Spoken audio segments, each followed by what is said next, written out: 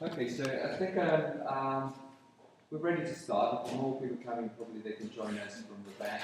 It's a great pleasure to have Nina Dronkers. Dr. Dronkers received her PhD in neuropsychology in 1985, and she has done an amazing work on localizations of language in mainly stroke patients and patients with primary progressive aphasia. And Dr. Dronkers is, I think if I'm correct, the director of the Center for Aphasia and Related Disorders at the Northern California Center, and she's also professor at the Department of Neurology and Neurolinguistics. So it's a great pleasure to have Professor Dronkers talking about, maybe we can move that. What is that? That cancels that. We don't need that, please. Okay, Lesion and cognitive analysis of a network supporting language comprehension. Thank you. Thank you.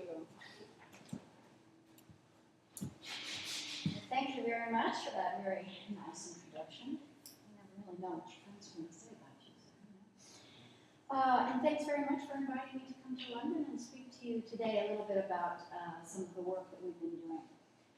I have to say, I have had the pleasure of speaking in some really nice venues, but I've never, that I can remember, had the opportunity to speak with body parts looking down on me. It's quite an interesting experience, and I'm looking forward to exploring the museum a little bit more after the talk. So, as Marco said, we're going to talk about lesion and connectivity analysis today. And I really first must acknowledge the contributions of various collaborators who have worked with me over the years on this particular project, and in particular my colleague Anne Turpin. Anne has taught me everything that I know about diffusion imaging and resting state imaging and more, and so I'm very grateful to him for all of the work that he put into this project I'm going to tell you about.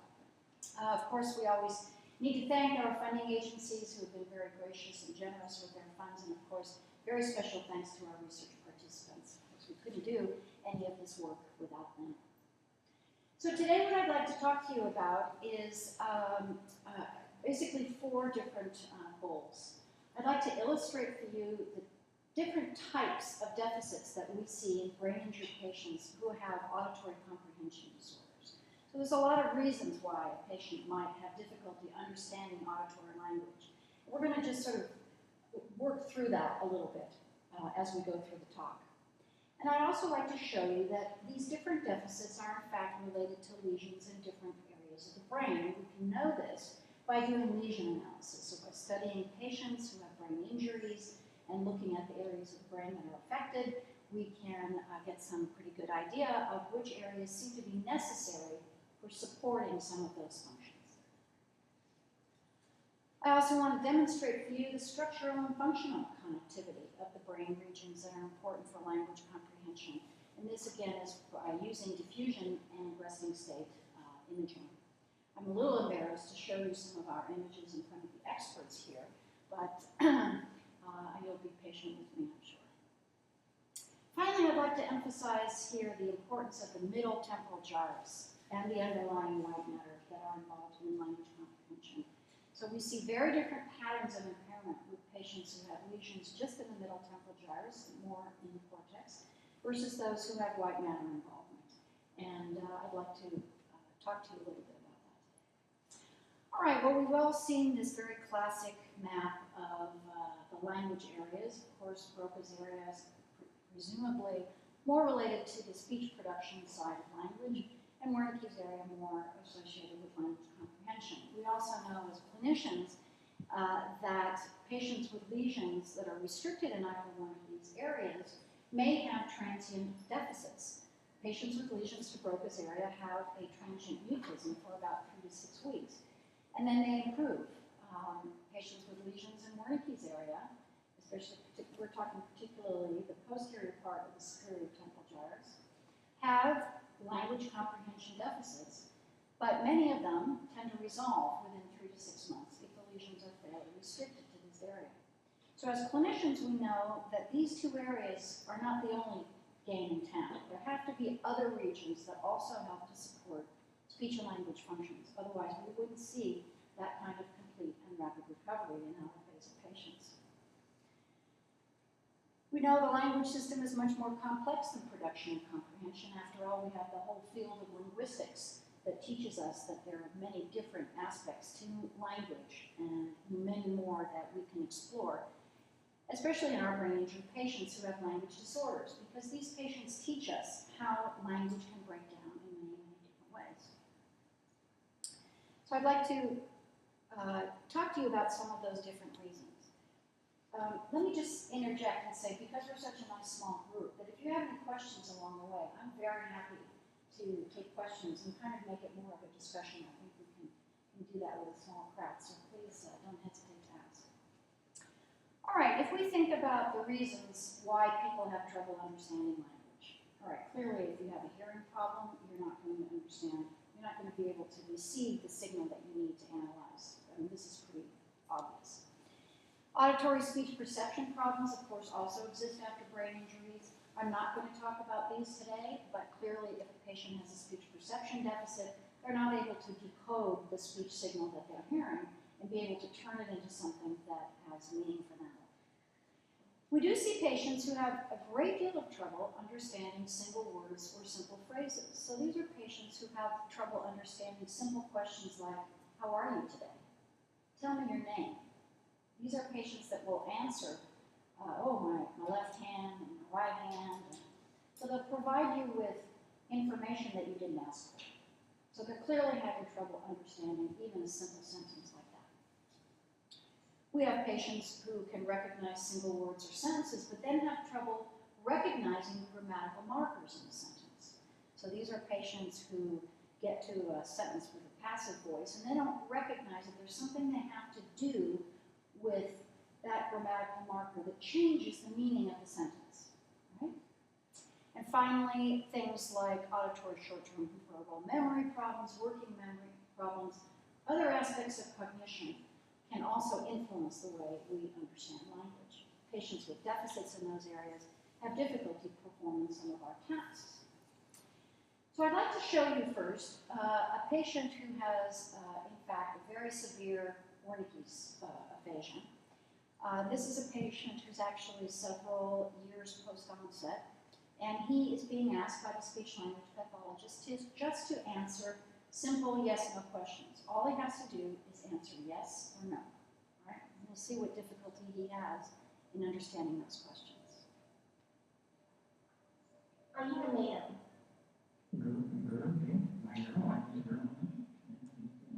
Are you a man?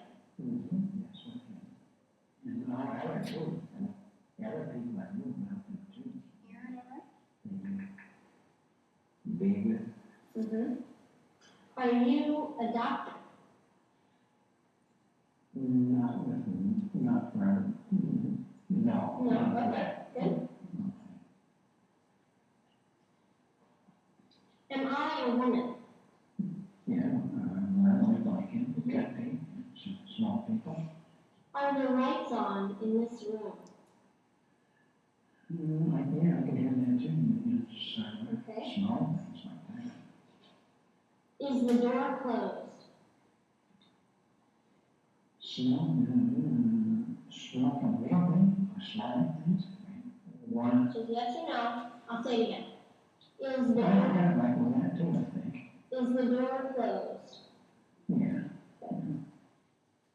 All right, so clearly there are differences between American dialect and British dialect, but I think you get the point that he is having a lot of trouble understanding these very simple questions.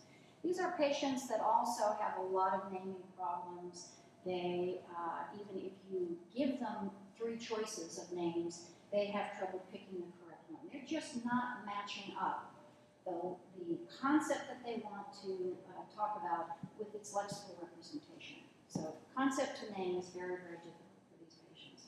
They clearly have a problem in basic lexical semantic skills. All right? Now here we have a patient who has a very different problem. This patient has much more non-fluent speech and answers the questions actually very well until the structure becomes more complex. So let me just play for you some of his spontaneous speech. So you can hear he's very agrammatic, in fact.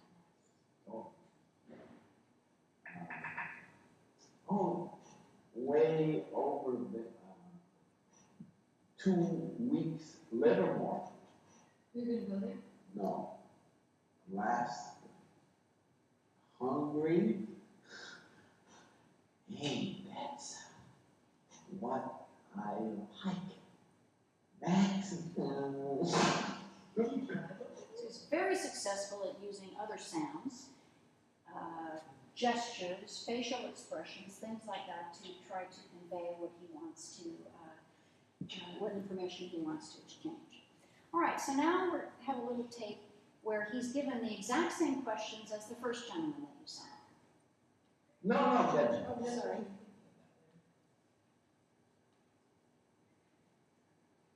Are the lights on in this room? Yeah. Is the door closed? Yeah. Is this a hotel? No. Is this the VA Martinez? Yeah. Are you wearing my pajamas? No. See how quickly he answers them. Is March coming from June? So the question is, does March come before June? And the preposition is throwing him off. So he's really not sure. He doesn't understand. Okay, so 2 patients with auditory comprehension disorders, but clearly of a very different nature. So the question for us is, since they both have an auditory comprehension problem, can we assume the lesions are in the same place? Well, I think it's clear that they're not, because of their, not only the problems that they have in understanding language, but in also the way that they use their production skills. So we really would expect that on the other hand, since their problems are for very different reasons, that maybe their lesions are in fact in different areas of the brain. So the point is, pretty basic, that patients with different deficits have involvement of different regions of the brain, and we're going to explore some of those in the rest of the hour. All right, so the first part of this talk, there's basically 3 parts. The first part is going to be a lesion analysis of language comprehension deficits that we did back in 2004. And this was a study in which we worked with brain-injured patients who are aphasic who come into our center. And we always give them quite a variety of speech, language, and neuropsychological measures. And then we also obtain 3D imaging on all of these patients, usually, usually MRI, and reconstruct those onto computerized templates. So then what we can do is compare the lesions from one patient to another, work them all into standardized space. So, excuse me. I'm sorry.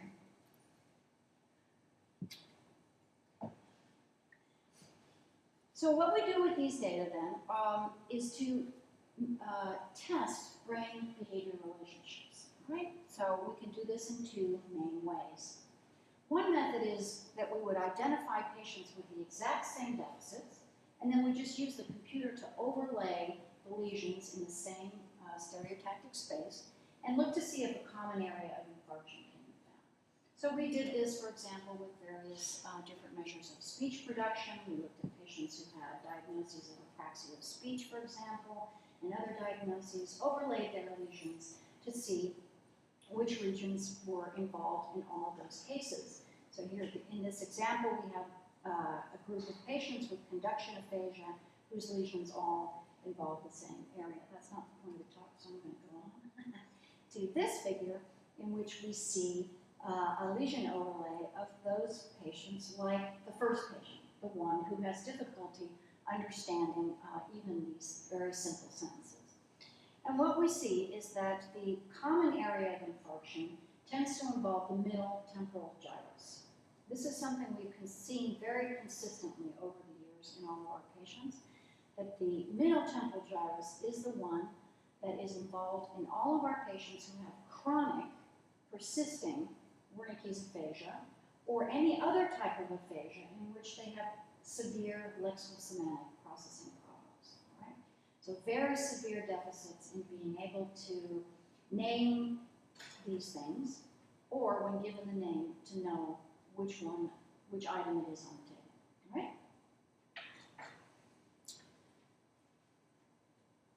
Now, if we look at the patients who have difficulty understanding the grammatical markers, we see an overlay in a very different part of the brain. These are areas that are much more anterior areas. I'll use this wonderful pointer that I was given earlier, nice and bright and green. And we see that these areas actually are, of course, much more anterior. Some of these involve Broca's area, but in fact, Broca's area is not involved in all of those cases. Typically, the lesions are fairly large, and these are patients who also have involvement of the actually anterior part of the superior temporal gyrus. Can I just stop for a moment and ask, are you mostly clinicians or anatomists, or just so I get a little background and make sure that I'm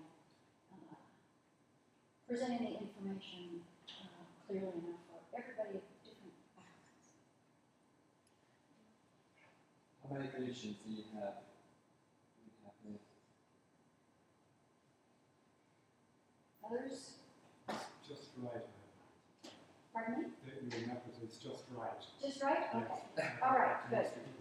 Well, please don't hesitate to raise your hand and ask questions, because as I said, it's a nice small group, so we really can have an interaction if we want to. And I always like that much more. All right, another way we can look at brain behavior relationships is with a method of ours that we call voxel-based lesion symptom mapping. This is a technique that's kind of been around for a while, but my colleagues, Elizabeth Bates and Stephen Wilson and others, we put it into this method that we can use with our lesion reconstructions. And it's really very simple. It's kind of fMRI based, really, where we just look at the brain regions that are involved in certain behaviors by looking at them statistically. So essentially we do this. At each voxel, patients are divided into either lesion or non-lesion at that voxel. We take their behavioral scores, and we basically just do t-tests between those two groups at each voxel. Right? And of course, what we can do is colorize the map so we can see the t-values in a nice visual way. Here we see an example of this where we did, this was 101 patients, chronic aphasic patients, and we gave them the comprehension measure on the Western Aphasia battery. And we can see again that even with this method, with more patients, that this middle temporal gyrus is again a critical region. Patients with lesions there have more difficulty on auditory comprehension measures than patients who don't have lesions there.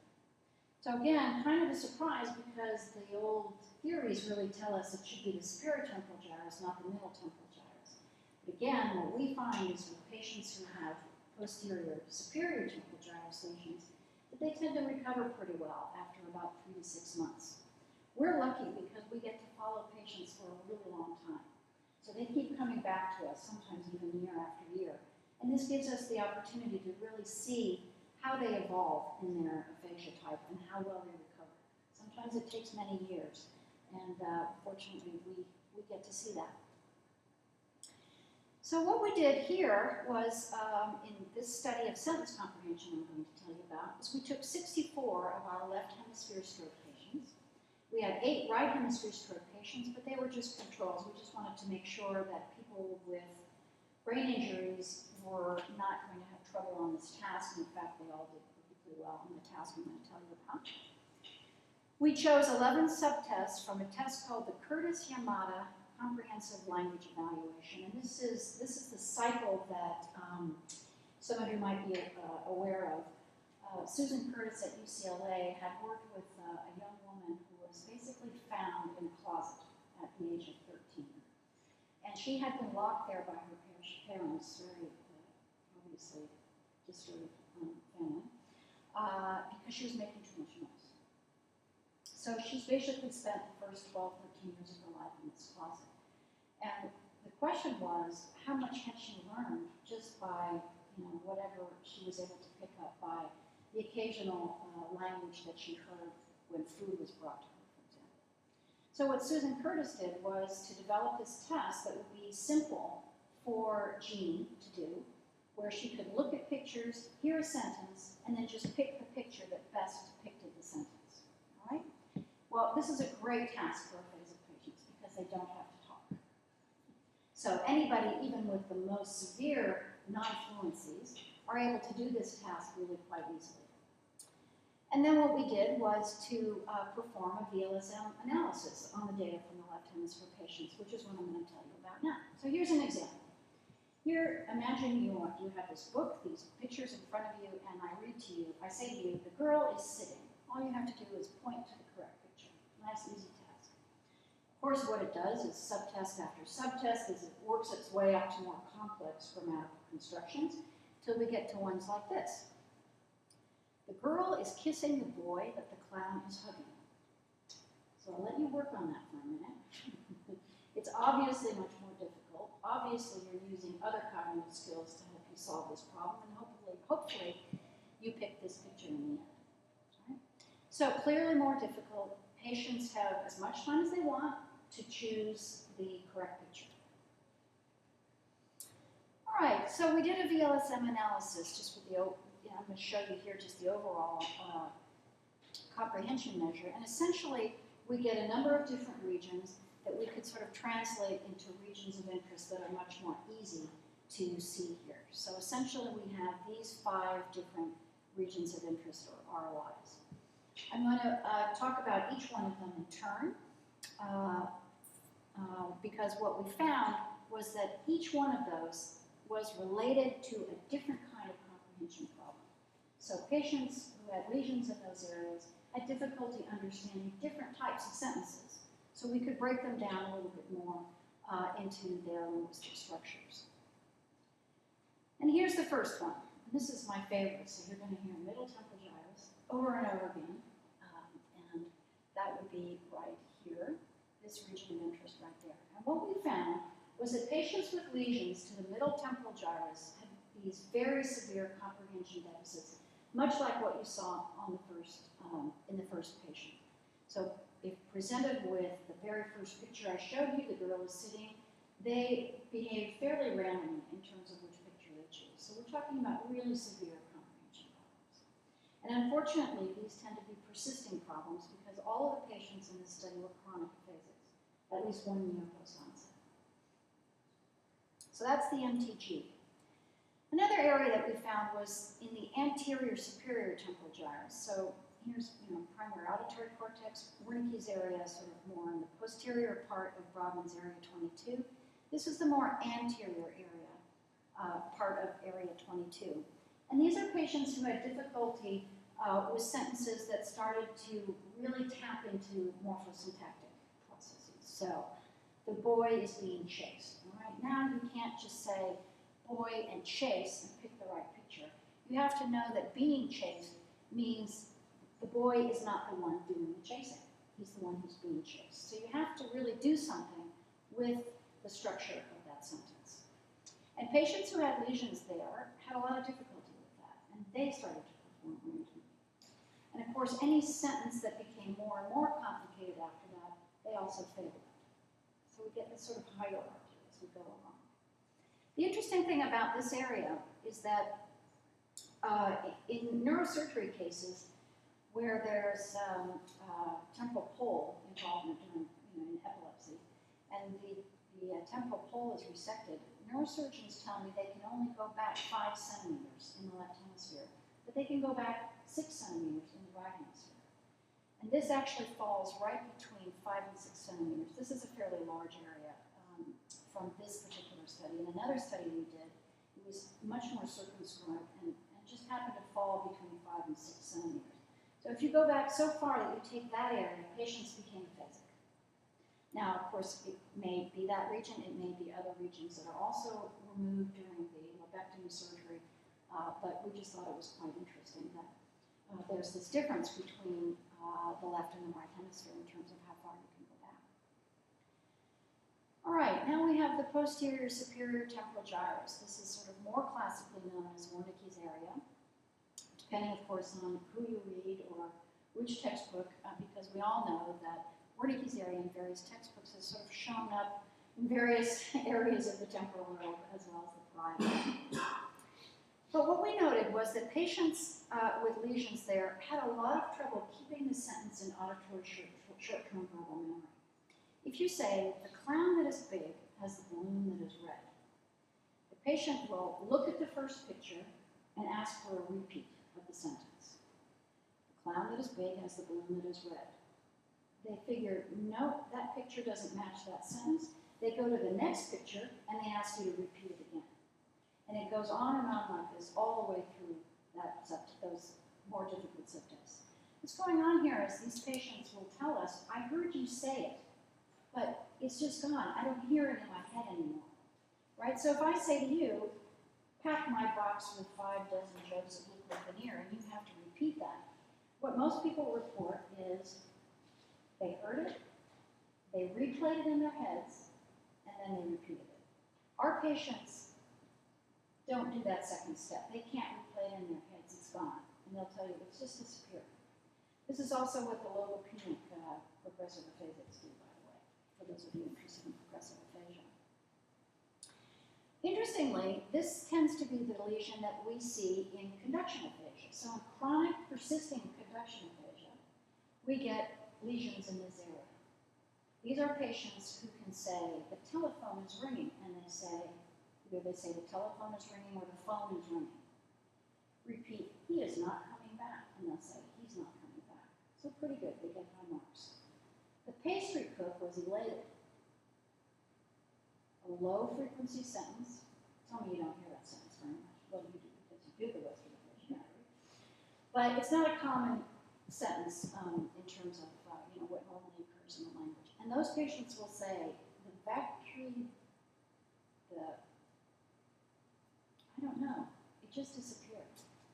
But it's something about a happy baker, right? So they understand the meaning of the sentence, but they don't hear it echoing in their minds. This is what people used to call a coic memory, auditory short-term verbal memory, whatever term you like. It's really a very salient characteristic of patients with lesions there. So what's going on with these patients is they don't do very well on this task when the sentences are longer. It doesn't matter how complex they are grammatically. They just don't do well because they have trouble holding that in their auditory short-term verbal memory. So they fail, but not for a linguistic reason, for a non-linguistic reason. Nina, Yeah. Repetition of single words. They do fine with those. They do fine with those. Right. And so the lesion is possibly different from the lesion that you see that in classical conduction aphasia where you don't repeat single words. Well, they can repeat, well, at least the chronic patients can do well with repeating single words, but not non-words. So they can repeat bed, window, snowball, and then when you get into numbers or have them repeat non-words, then they don't do it very well at all. And the really nice little clinical pearl for those of you clinicians is if you say, he is not coming back and the telephone is ringing, and they can get those, but they fail on something that's like the pastry cook was elated, the damsel reclined on the divan, or other items from the Western, like even no ifs, ands, or buts, people have trouble with. If you get that break between those kinds of sentences, then you've got a patient with an auditory short-term verbal memory deficit. Do you agree? They they will just tell you flat out that I just don't hear it in my head anymore. Do you have a critical length effect? It doesn't, right, length doesn't really matter because if you match the sentences for length, but they're not matched on frequency, the low frequency ones are always the ones that give them trouble. And the really nice thing is that they'll give you the meaning back. I don't know, it's some ladies on a couch. So they do understand the sentence. So the length isn't affecting their ability to comprehend it. I think there's a length effect in the sense that the longer the sentences are, of course, there's more to remember. So pack my box with 5 dozen jokes of liquid veneer from the Western aphasia battery, but the phantom sword across the frontages, things we ask patients to do it too. Are long and infrequent sentences that they're going to have. And sorry, just Yeah, no, please. So that is related to short auditory memory or something to do with semantic prediction. So, Right.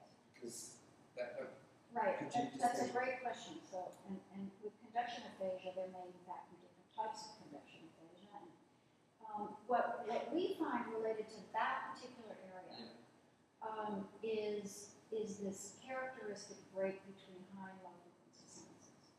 So they get, and to us that seemed to really sound a lot like what people were describing as rote memory or the badly kind of, auditory short-term memory problems. I think there are other types that produce a slightly different pattern, but these are, those four sentences can really pull apart these particular patients. It's really how, in the paper that we did with Marilu, where we defined the three different types of primary progressive aphasia, for the logopenics, that's just really the one that, for me, convinces me this is someone who has a logopenic type of primary progressive aphasia. Oops, sorry, I'm drawing one right there. For those of you not familiar with primary progressive aphasia, these are patients with neurodegenerative disease whose language seems to start to deteriorate before or more predominant other cognitive skills. And my colleague Marilu, a good Italian, and I did a study of trying to tease out those different parts and then looking at the anatomy associated with those. So that was an exciting study to do, and there too, with those patients, when the degeneration starts to occur in the superior temporal gyrus and also into the inferior parietal lobule as well, you get this. It's interesting to me how they'll say, "I heard you say it," and then poof, it disappeared. I don't know if proof is some kind of universal, but they're all using when they describe it. Okay. Now we get to the patients who have trouble with the really complex structures, like it's the clown that the girl chases. So these are folks who have to really pull out clown. It's not the subject of the sentence. It's really now going to be the object of the sentence because the girl is the one doing the chasing and so on. So a lot of manipulation. These patients also tend to have working memory problems as well. So they'll have trouble on two back calves. They have trouble manipulating information. And it could be that the problem they're having with this lesion, this more frontal lesion, is more related to working memory problems rather than anything specific about the grammatical structures. Now, I think the jury's still out on that one, but I think it is very telling that they also have working memory problems on other more non-linguistic tasks as well. All right, so those are basically our different regions. One of them is the middle temporal gyrus, the one I want you to remember the most because it really produces the most severe and persistent comprehension problems. Those patients, unfortunately, don't seem to improve very well. And then we have, just before we move on to the BA 46 and 47, right. There are other groups that think that syntax production is more related to a bit more posterior, very frontal gyrus areas. And so my question for you is, do you think those differences are related to the tasks, so it's comprehensions, is different from grammatical production, Right. or something maybe related to the method that you use, the overlap condition is different compared to fMRI, for example, referring to angular fragility, for example. Right. So the area primarily, certainly that she talks about is more in Broca's area. So it's the canonical speech production area. People have associated it with grammatical processing deficits because most of patients with Broca's aphasia will have difficulty understanding the grammatical markers in a sentence, like the second patient you saw, who was a classic Broca's aphasic, but he's probably the only classic Broca's aphasic that we have because there's so many variations within each of these syndromes. All right, so we actually don't, in this is the voxel-based lesion symptom, statistically based analysis, not the lesion overlay per se. The lesion overlay will produce pretty much the same thing. That patients with these slightly more anterior lesions seem to have most of the difficulty with processing the grammatical markers. Now, what's interesting is that, of course, most of the time, these are big lesions, and they involve large areas of the frontal lobe. We have a few patients, of course, who are driving this effect, who have more lesions. Now, your question is, why don't we get Broca's area coming up here? And in our chronic patients, it's very consistent. We don't see it as showing up as that critical region. Now, what that tells us is that most of the patients who have lesions in Broca's area, most of the patients who have Broca's aphasia do have lesions in Broca's area, but the lesions tend to be really very, very big. They're not just in Broca's area. If the lesion is only in Broca's area, they're mute for 3 to 6 weeks, and then they're fine. You don't relearn how to talk in 3 to 6 weeks. This area can be surgically removed. Same thing. Penfield found patients mute for 3 to 6 weeks, then they do fine. So I think that it certainly does something in terms of speech production, because otherwise the patients wouldn't be mute. But there are clearly lots of backups in other areas of the brain that can help with speech production. Now, in terms of the nice work that Angela does, Angela Fiorucci, they get a lot of findings in Broca's area, especially around the superior part in Broca's area.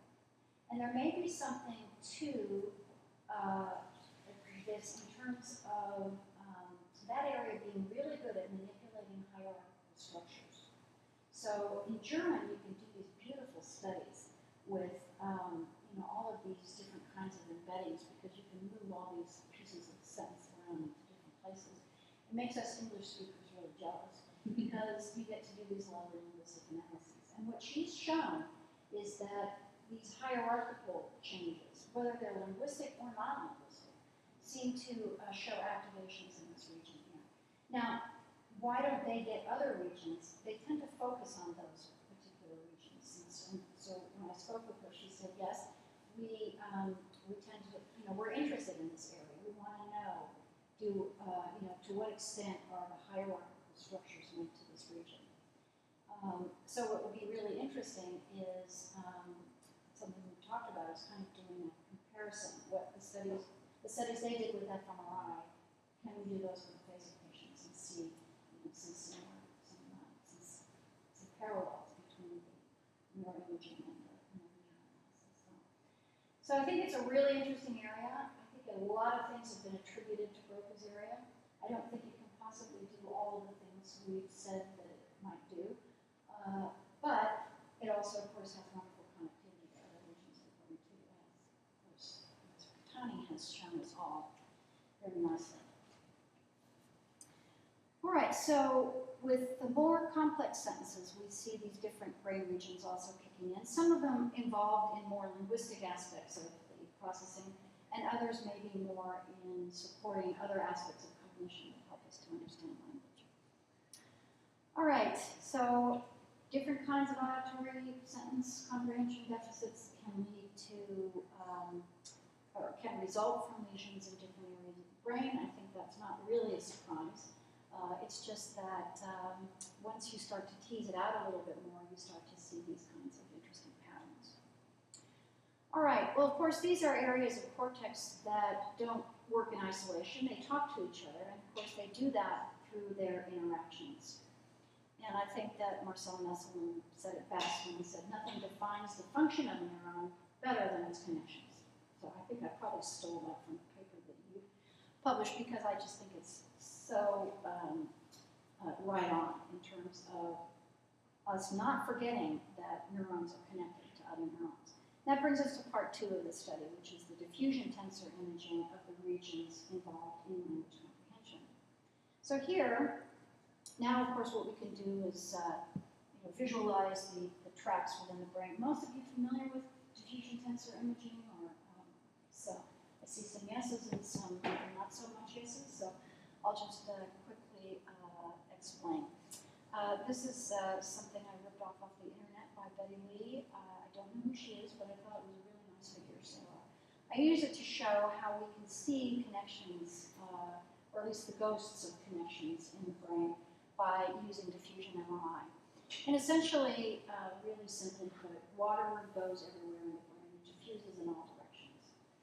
But axon membranes are like little garden hoses, if you will, in that they constrain the direction in which water can diffuse in the brain.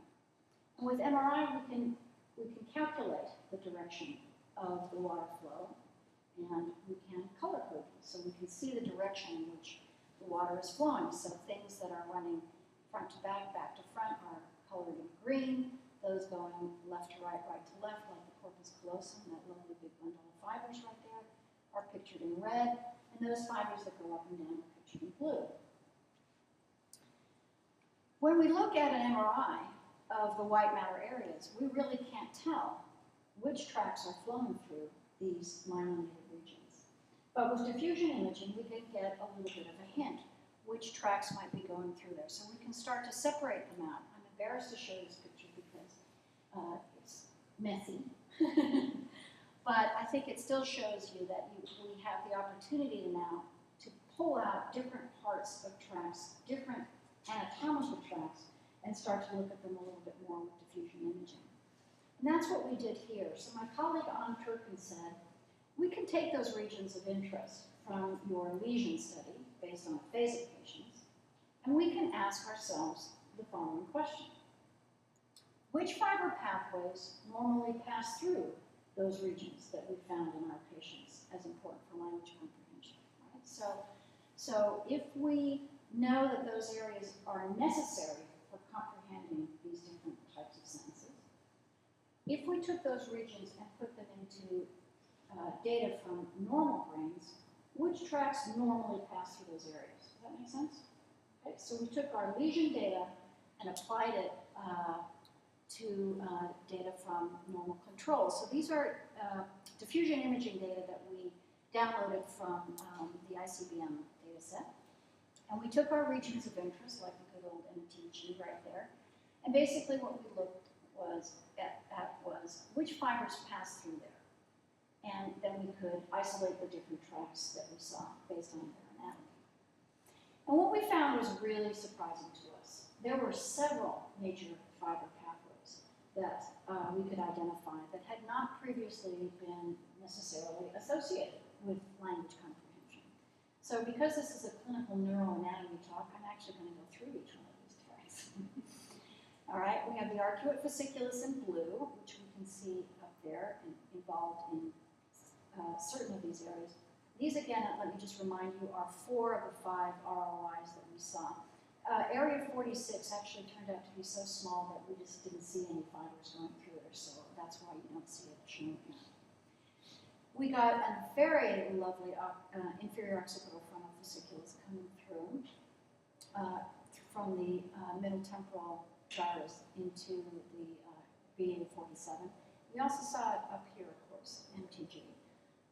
We got the ILF, the inferior longitudinal fasciculus, the middle longitudinal fasciculus, the uncinate fasciculus, and also really interesting, the tapetum of the corpus callosum. Right? Tapetum is the part that connects temporal lobes to each other. And what was really interesting to see was how much of the tapetum is actually involved in a lesion to the middle temporal gyrus. So we always are kind of focused on the left hemisphere when it comes to language. But in fact, we know that the right hemisphere contributes in very important ways to communication. Changes in prosody, in intonation, in stress. All of those things can change the way we understand the sentence that we just heard. So that was kind of a nice finding for us. Now, what was particularly important, sorry, Michael, yeah. The way you define the lesions, Yeah. You could only was a mask on cortex, or you can expand it into the white matter underlying the cortex? Yes, and I'm going to come to that. Okay. Great, thank you for that leading question. So, yes, it was whatever region came out of the VLSM analysis. So that could be cortex or the white matter underneath. So here we found that really of all the tracts, it was the MTG that seemed to be the most connected. So it's not just because it's the largest one, by the way, because others were, the anterior STG was also quite large in terms of its lesion volume. But you can see the comparison. You know, if you look at the fiber pathways involved here and here compared to this. So you don't have to know the anatomy to see that this is a really well-connected area. There are at least 5 major pathways running underneath it. So here we see the arcuate-fasciculus. We get the indirect branch of the arcuate-fasciculus. We get the inferior occipital frontal fasciculus. The middle longitudinal is this sort of olive green, and then the inferior longitudinal fasciculus. And then the pedum, I think, is sort of hiding back there in white. So again, an amazingly well-connected area. Well, if we think about it, it's really not a surprise to us, after all, that patients who have lesions to the middle temporal gyrus, especially, and this is key, when they involve the white matter underneath, are very, very severely affected. So those are the patients with the MTG lesions and the underlying white matter. They are the ones who have these severe and persistent language problems, like the first patient that you saw. So it isn't just about the cortex, it's about the white matter as well. Interestingly, we find that when patients have lesions in, it doesn't matter what area of the middle temporal gyrus, it could be here, it could be here, it could be here, it could be here. They all present with an acute limbic aphasia, but they all resolve into either conduction aphasia or to a milder anomic aphasia. But if that lesion is big enough, then you see the really severe persistent deficits. Or if the lesion runs deep, I mean really deep up to the posterior horn of the lateral ventricle. So they run so deep that basically they're taking out all of those fiber pathways as well. So it isn't just the cortex, it's the connections to other regions of the brain that are disrupted by this lesion in this particular area. Yeah, can they still read? They still have, they typically do better with reading, but their language comprehension, regardless of the modality, is still really severely impaired. So even if you show the picture of the girl, when you show the different pictures, you print out the girl is sitting, they still don't get it.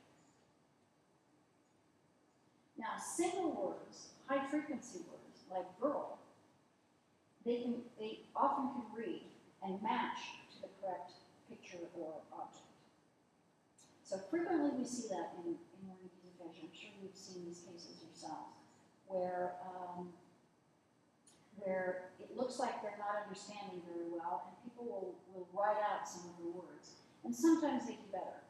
But of course, if they start to read it perfectly and understand it perfectly and respond appropriately, we're not talking about a language problem anymore. This is a word deaf patient, for example. Right? So this is not somebody who has a problem with the core, the engine of language, the language system itself. They're having problems getting the words in through the auditory system.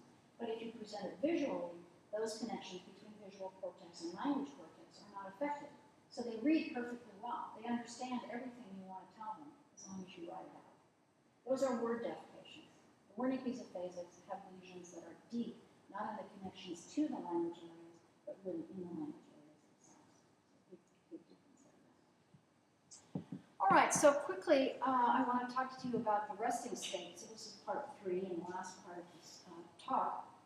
And this is a way to examine functional connections between the different regions of the brain. So we did a resting state analysis of these same regions of interest. So for those of you not familiar with resting state fMRI, basically we're looking at which brain cells are active at any given time simply by measuring how much blood is absorbed into those regions. So again, very simply put, when cells are less active, they're absorbing less blood than when they're more active. And we can measure this in the scanner. So while patients, we do that now. We do resting state and diffusion imaging in aphasic patients, and it can all be done in the same session. It's a rather long session, but they can do it. The study I'm telling you about here is normal, is data from normals again. All right. Resting state essentially looks at the correlations in blood flow between different regions of the brain. So the person is just resting in the scanner. They're just looking at a dot on the wall, and and blood absorption in the different areas of the brain is recorded. Now, when there are high correlations between regions of the brain where they're always showing blood flow at the same time, those correlations are used to assess which areas might be functionally related. So essentially, areas that wire together might fire together. And by this, we can probably jump to the conclusion that these areas are actually working together in some fashion. What's interesting to me, and I have to say I kind of poo-pooed resting state in the beginning, but what's interesting to me is the consistency that we see from person to person, from lab to lab, from data set to data set. You get really remarkable consistency. So there's certainly something to that, and we decided to ask that same question that we did with the diffusion imaging by using resting state. So if we took those same areas that we saw with our patients and we looked at what areas of the brain are functionally active at the same time as those regions, what would we get? So here we also use downloading, download. I'm not used to giving talks at the end of the day. Usually in the morning when I've had a few cups of coffee. All right, we take the data sets that we downloaded here from the NYU data set. We took our regions of interest again, so here's the MTG, it just happens to be in red this time. And we looked to see what areas of the brain are absorbing oxygen at the same time.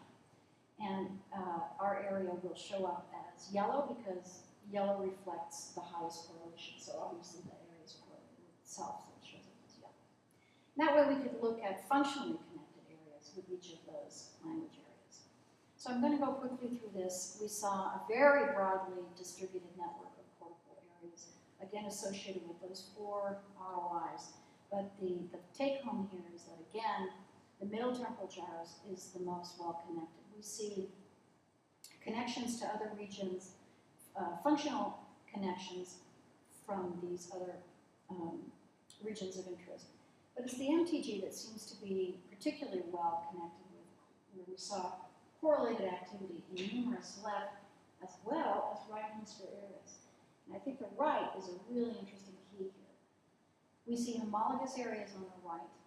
We see other regions of the brain in the right hemisphere that have been associated with more pragmatic aspects of language, and things like processing prosody, things like that. I think what we're looking at here is essentially a network of regions that are involved in language comprehension. So here's our MTG. What other areas become active at the same time? Well, what do you know? It's the anterior STG.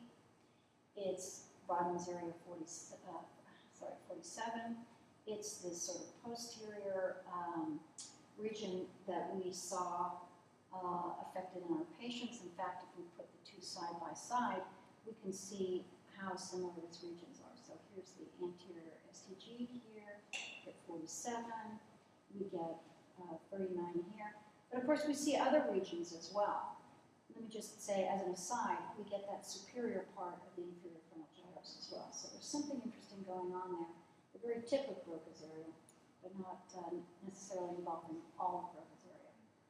We see a lot of regions outside the distribution of the lesions in our patients. So of course, we usually see patients with lesions to the middle cerebral artery.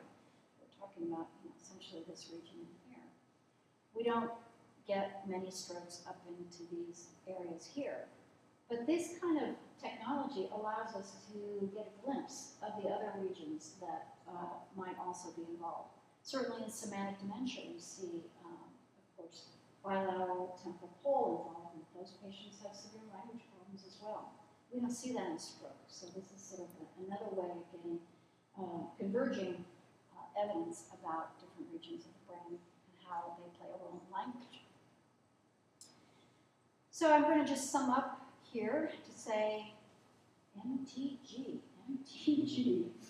This is really the region that seems to have the richest connectivity profile, certainly in terms of its structural connectivity and in terms of its functional connectivity. It seems to hold a really key position in the language comprehension network. What does it do exactly? I think it really is kind of a hub where in areas surrounding this, we see, I won't say storage, but I would say it's part of a network, of a very, very broad network of lexical semantic information. Information about our world, what we call those things, what kinds of grammatical information might be tied to certain types of words or short phrases or structures. All of that could very well involve left temporal and parietal regions of the brain. Interesting thing about this area is that it is this sort of grand central station, if you will, for a lot of information passing around between all of those different regions of the brain. As you recall, we had the patients with the lesions in this area who had the most trouble with the simplest sentences. We also had evidence from our overlay, same region. It's clear that there are many different brain regions that play a role in language comprehension, but we have just consistently seen that the middle temporal gyrus plays the most important role in terms of central linguistic functioning. I'm not talking about speech production, just central core language functioning. I think, as Liz Bates used to say, it does the heavy lifting of language. It is clearly some kind of hub that connects the different regions of the brain into a larger network that helps to support language. So I think there are specific regions that contribute to language in specific ways, but they don't work by themselves. They form a much larger network. Language is a network of different regions that work together. What we see in our aphasic patients is that the lesions, typically being large, will take out lots of those different regions, lots of those different connections, and hence really put quite a damper on the overall language network. So I'm not a strict localizationist. I'm really more of a network person, but I think that there are regions, particularly that support input mechanisms to the language system, as well as output mechanisms of the language system. And that those do seem to be remarkably consistent and possibly even hardwired in the brain. But it's that stuff in between. It's all the really complicated language stuff. It's labeling things. It's putting sentences together. It's understanding about rules that dictate how you can put sentences together. It's the interesting language stuff. That is clearly not supported by any one region of the brain. There's no grammar box in the brain that I've ever found. Anybody found one? I would love to know. Lots of different regions that support language. So I hope I've shown you by using some different technologies that there are lots of really interesting ways of exploring how the brain processes language. We have certainly seen it. Language comprehension doesn't depend on just one region of the brain. It's a very complex system requiring a very extensive and interactive network of brain regions that helps to support language. And of course, ultimately for me, my interest is in, once we understand this network, does it give us the additional tools that we need to assist our patients in recovering from brain injury? How can we use that information that we've learned from our patients, turn it around and use it to help them recover from their aphasia? So I think I will stop there and just thank you very much for listening.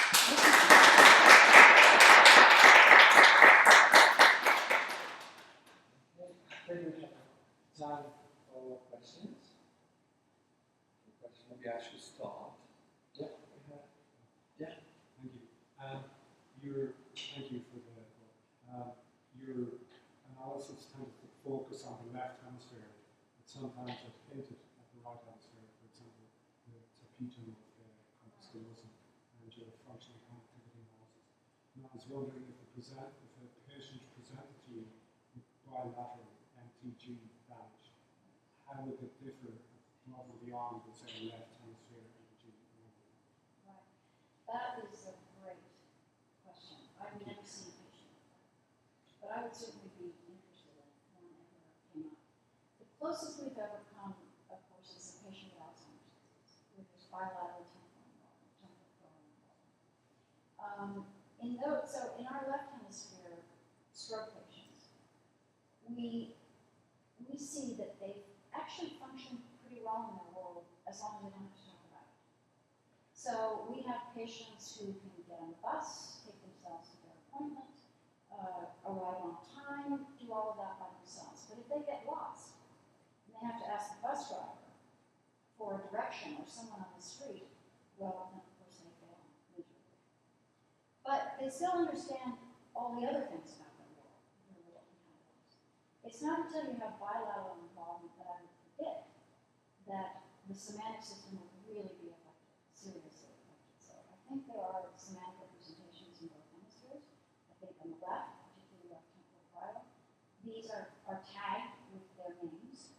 Whereas in the right, what we tend to see is that they tend to be more tagged by visual representations. And of course, this is not, an all-in-one thing. There's a lot of overlap and a lot of redundancy. But by and large, certainly by looking at split brain patients and how they function on tasks, we see this kind of separation. So if there were ever, God forbid, a patient who had a stroke in both NTG regions, I think we would expect a patient whose lexicosemantic system is really severely impaired. It's the Alzheimer patients with that involvement who brush their teeth or who try to eat their food if there's a toothbrush on the tray, who are not really making good use of information in their world and how to use those things. And again, it's always about that. I'm going to be on the lookout now.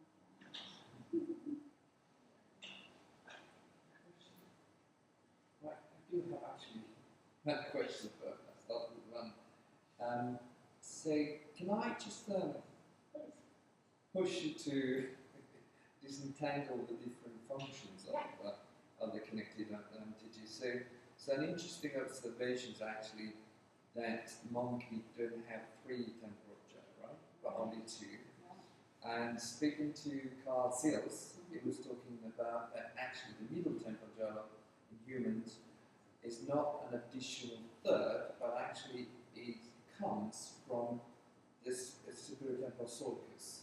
So it's really the middle temporal gyri is the new addition on the phylogeny scale. So the question is why humans,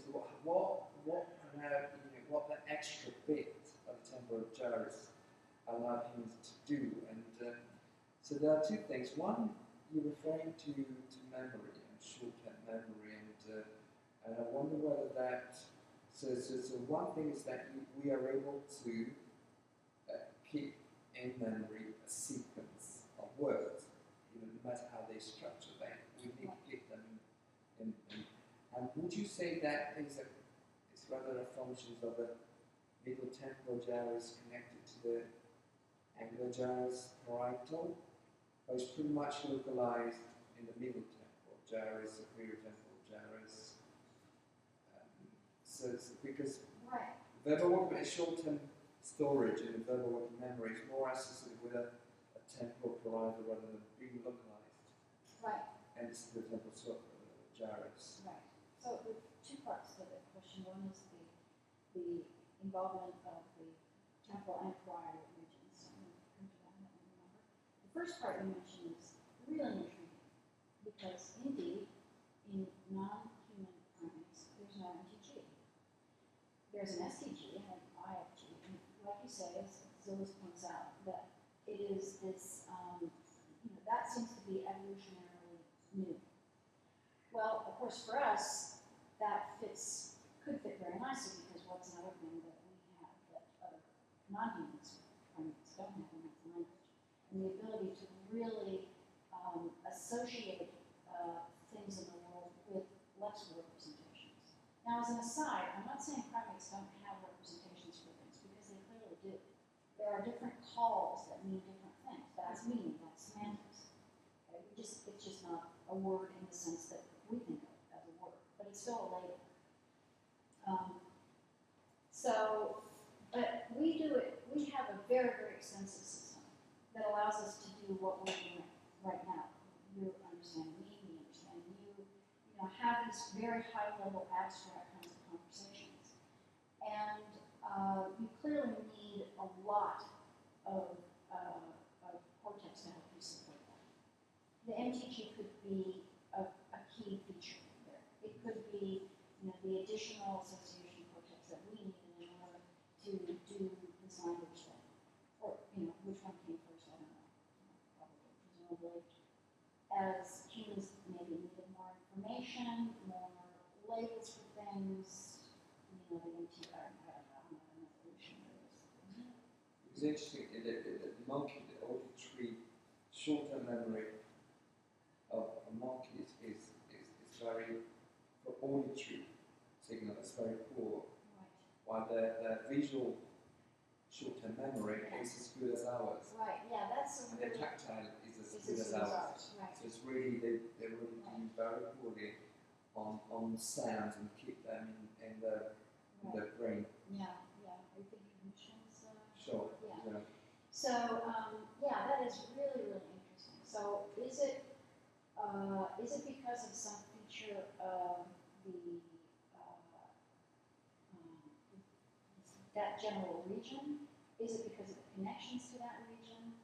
It certainly could be that we're wrong about that region. Or as Michigan points out, it could very well be the oculocipitalis connecting things. So we don't know, but we're interested in trying some of those tasks with our patients. So related to that, the temporal parietal issue, interesting thing about conduction aphasis is the lesion isn't restricted to the STG.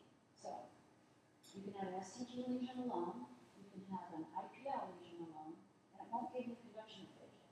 But the two of them together gives you a conduction aphasia. So it's not just about, auditory short-term verbal memory problems are one hallmark, I think, of conduction aphasia, but it's not the whole story. It doesn't explain why they produce certain kinds of paraphasias, for example. So in order to get that particular syndrome, it again involves larger lesions that tend to involve both of those areas. Again, connections underneath as well. And second to the MTG, the STS is actually the most connected region. There are also a lot of pathways, as you know, that pass up through that area. So I think it's another one of those regions we're going to pay more attention to. That may explain why, that in fact the MTG is more also involved in the short-term memory, because the point about the monkeys not doing this. It's really interesting. Why are they so bad at it? They're really bad at it. So ideas to think about.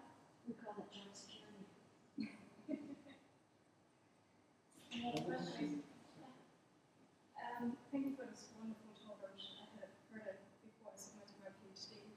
I was just wondering what your approach to lesion mapping was, and especially the differences in the acute stages and chronic stages, and also the importance of the edema and how to control the edema and lesion mapping. Right. And it's the reason why we only do it in chronic patients. Sorry. Because in chronic patients, and by chronic we mean 1 year, which is really excessive. We just happen to pick 1 year. I think by 6 months, the edema has settled, the lesion. When we started doing this, we were just using CT scans. So you really couldn't get a good picture of the extent of the involvement until about 6 weeks out, at least. So you had to scan them at least, 6 to 8 weeks post-onset to really get a good idea of where the lesion was, so that we could reconstruct it properly. MRI helps with that. Also, the behaviors have settled more. So, just the effects of, my God, what's going on? I can't talk. On top of the edema, on top of the family situations, on top of everything else that goes on when you first suffer a stroke. Those things have all sort of settled out. So that's why when we started to study localization of function, we only work with chronic patients.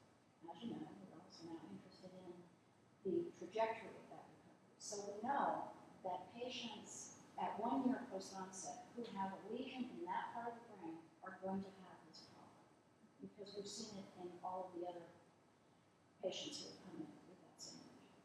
But we don't know how that evolves. We don't know what that looks like behaviorally. We don't know what other changes there might be happening in the brain that help to adjust and promote that kind of is it changes in fiber pathways? Is it compensatory strategies? Is it, it's probably all of those things. And what's exciting is that we can now start to measure some of those things with neuroimaging that might give us a few more clues as to what regions are participating. Is it more on the right hemisphere now? Analogous cortical regions, including analogous tracts, that are helping to facilitate recovery. And that's wide open. It's really interesting. It's a perfect field for new PhD field. Okay, I think we wrap up, and thank you again, Nina, and we can stay around until